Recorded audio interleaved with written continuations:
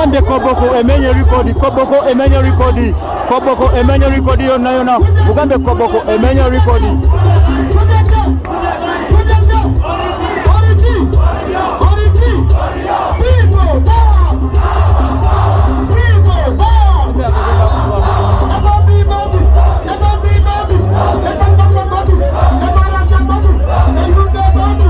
Kirabika kakati efuuse competition kuvuganya buli Bobi Wine gy'alaga baani abasinga okumumatira era baani abasinga okutegeera obubaka bw'enkyukakyuka. Twali twogera ku Busia ne tujja Arua ne bagamba Arua emenye zonna. Kakati ate Koboko batugamba emenye record. Bannamasaka bagamba nti ku guno omulundi bagenda kumenya record nti region zino zonna oba yonna Bobi Wine gy'alaze ebibuga gy'alaze bagamba nti bo ennaku z'omwezi 29 omwezi guno gwennyini bagamba nti ekigenda okubeera eyo jjukira nti we twogerera abakulembeze ba NUP bamaze dde okukkaanya n'ab'ebiyinza sayidi zeeyo ne poliisi ne ba RDC wa exactly Bobi Wine gyagenda okubeera nga akuba olukuŋŋaana kubanga eno wabaddeyo okusika omuguwa kw'amaanyi nnyo. Naye munnange twabadde twali tuli ku Busia tugamba naye Busia banaye Arua nejja muganda wange ne batuwakasa nti ate Arua okuzeko kye twalabye waliwo munnange omu muna NRM fact muna PLU yali ali mu West Nile ennaku zino gye yagenda okusuubula naye yaŋŋambye nti muganda wange eyo Kampala temwagala Bobi Wine temwagala NUP temwagala nkyukakyuka abantu beno baagala enkyukakyuka muna NRM era nga bulijjo aŋŋamba nti Bobi Wine talinaawo kyalina talina abantu wa naye yaŋŋambye muganda wange kino mbadde sirabanko muntu akuŋŋaanirako bantu bangi bwe bati nze kennyini neerabiddeko nzikiriza omusajja abantu bamwagala alina kye bayita power.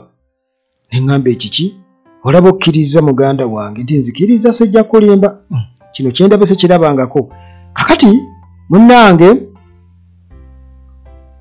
Koboko wewuliridde kuba tugamba nti abantu bayitirivu babadde bayitirivu ate nga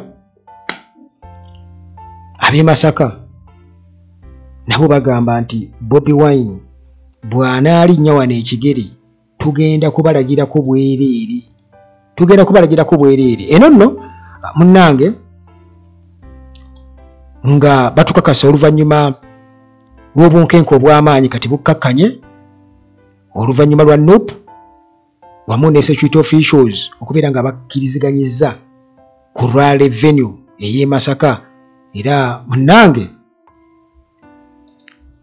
yabadde closed door meeting kabadde kafuubwa k'amaanyi wakati w'aba security officers ne NUP leaders era nga mu meeting eyo tebakkirizaamu bannamawulire tebabakkiriza era enjuyi zombi ne zikkiriziganya ku location Kyagulanyi gyagenda okubeera nga ate ayugirirako eri abawagizi be. Kakati bino byonna kitegeeza bimenyeewo communication okuva eri abakulembeze ba NUP ababadde balangiridde nti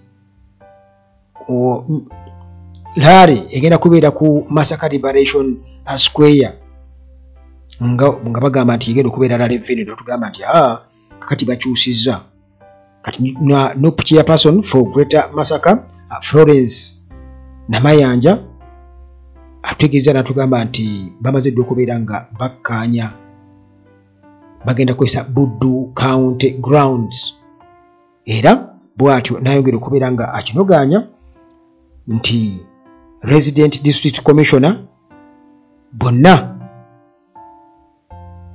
oba byonna yamaze dde okubeera nga abigrantinga clearance amaze okukiriyaringa byonna nti mugende tukkiriziganyiza Buddu County Grounds.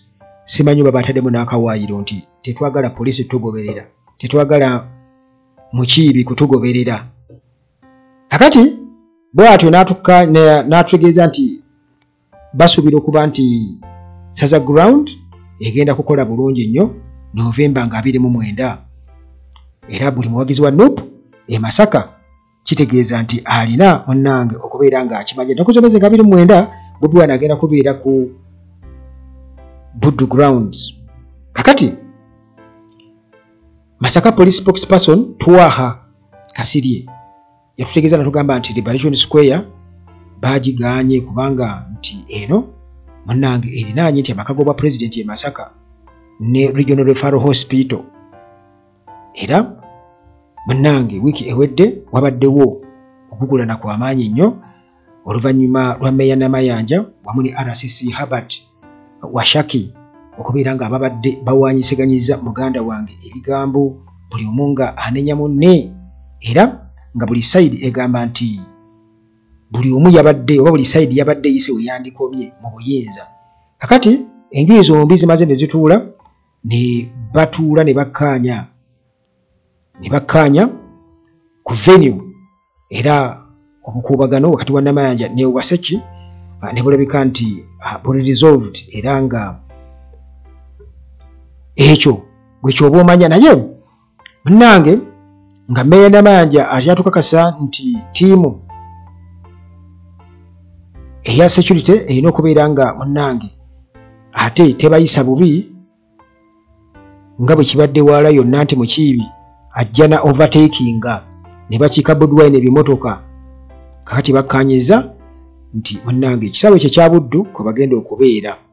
Kakati nga bwe nkutegeezezza nti eno kati efuuse competition, Bobi Wine buli walaga naye nga bo abammambuka nti already bamutegedde. Omanyi kyenjagala omanyi nti amambuka gano tegabadde mangu nnyo kukwasaganya kiringa bw'olaba West, naye amambuka gano si mangu nnyo kukwasaganya.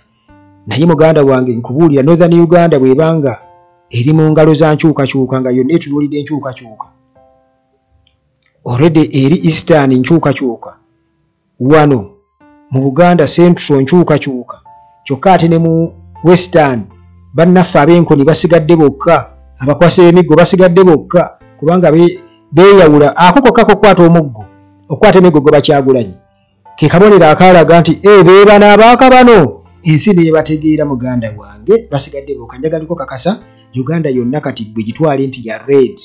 Bw'ogenda mu Western gy'ojja okusangayo kayeroyero akatonotono ate nga nako tekammoka bulungi nnyo, kalimu olu orange katendinga okuyingira red.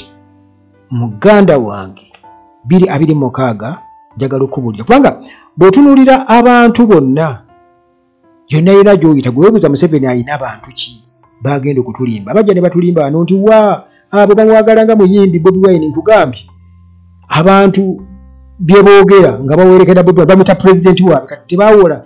Wawuddeko omuntu ng'ayita Bobi Wine nti omuyimbi wange, bonna bagamba president waffe, our president Robert Kyagulanyi Ssentamu. Ekyo muganda bwe kyakakasa edda, era revolution tedda mabega. Kamba siibulire wano tusigalire mu mboozi yaffe eziddako wano ku Uganda Atulaga bulijjo akuume.